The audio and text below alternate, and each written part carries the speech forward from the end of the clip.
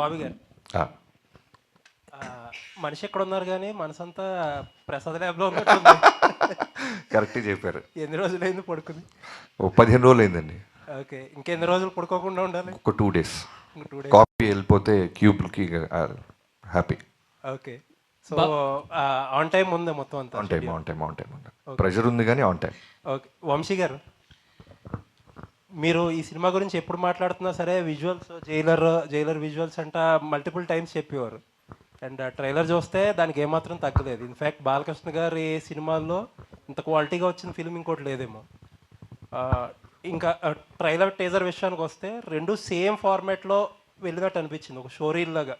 Like సినిమాలో ఉన్న visuals కానీ లేకపోతే బాలకృష్ణ గారి గెటప్, అపియరెన్స్, క్యారెక్టరైజేషన్ కానీ ట్రైలర్లో టీజర్తో కొంచెం డిఫరెంట్గా కొద్దిగా ఎంతో కొంత కథ చెప్పుంటే కొంచెం ఇంకా రీకాల్ వాల్యూ ఎక్కువ ఇంప్రూవ్ అయ్యేదేమో అనిపించింది.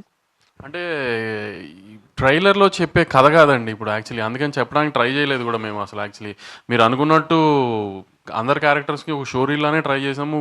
మేము తీసిన ఒక విజువల్ ఆ వరల్డ్ అంతా చూపిస్తానికి ఒక షోరీలానే వాడదామని అనుకున్నాం, ఎందుకంటే కథ రివీల్ చేయలేం. ఇప్పుడు వీళ్ళిద్దరిలో ఎవరు బాలకృష్ణ గారికి ఎవరేమవుతారో కూడా ఎవరికి తెలియదు.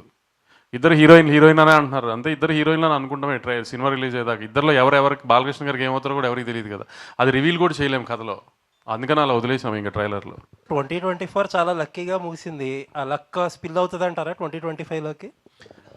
సార్, సినిమా ఇండస్ట్రీ లక్ ఎంత ఇంపార్టెంటో మనం తీసిన కంటెంట్ మీద మనకి అది తెలుస్తుంది కదా మనకు ముందు వైబ్. నేను సినిమా చూసుకున్నాను సార్, సినిమా మీకు డిసప్పాయింట్ చేసే సినిమా కాదు అసలు. మీరు ఏ రకంగా ఏ డౌట్ పెట్టుకోకుండా నేను చెప్పిన ప్రతి మాట ఇందాక మా సుమగారు పెద్ద డైలాగ్ వేశారు నా మీద బాలకృష్ణ గారులానే, అంత కాన్ఫిడెంట్గానే ఉన్నాను నేను. సినిమా గ్యారంటీ మంచి సినిమా అవుతుంది. బాలకృష్ణ గారి కెరియర్లో ఒక లైబ్రరీ సినిమా అవుతుంది గ్యారంటీనే. All the best. బాబీ